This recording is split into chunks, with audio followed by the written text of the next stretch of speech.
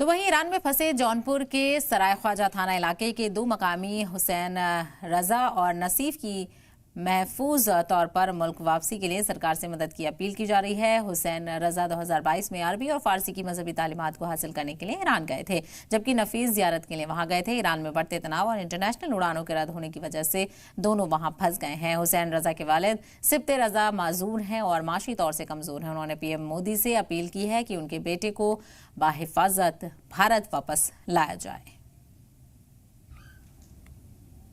वहाँ पे बहुत से लोग फंस गए हैं, जिसमें मेरे पिताजी भी हैं और सब लोग जो है वहाँ पर अभी हमारी बात हुई थी कुछ दिन पहले, तो खैर वो लोग बता रहे थे कि हम लोग यहाँ ठीक हैं, लेकिन सिचुएशन ऐसी है कि मतलब निकलने का अभी कोई रास्ता दिख नहीं रहा है। और हम भारत सरकार से अपील करते हैं कि जो लोग भी भारतीय ईरान में फंसे हुए हैं उन लोगों को जल्द से जल्द वहाँ से निकालने का रास्ता बनाए।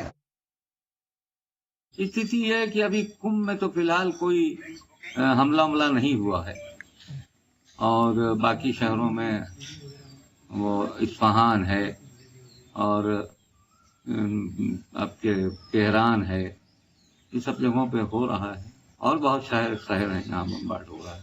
कि सरकार से क्या अपील करना चाहेंगे? सरकार से यही अपील करना चाहेंगे कि मेरी असहायता को देखते हुए अगर मेरे लड़के को बुला लिया जाए तो मैं सरकार का बहुत आभारी रहूंगा।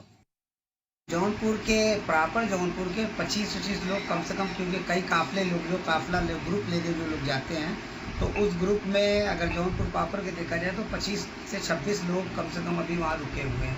उसमें हमारे ग्रुप में क्या मेरे कॉलेज के गेम टीचर हैं मिस्टर असगर मेहदी खां, वो भी ईरान में इस वक्त वो वहाँ पे वो भी रुके हुए हैं।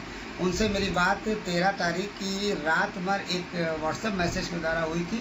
उन्होंने मुझे मैसेज किया था कि आप सकुशल घर पहुँच गए, तो मैंने उनको मैसेज दिया कि हाँ हम लोग, तो उसके बाद फिर मेरी उनसे कोई बातचीत नहीं हो पाई।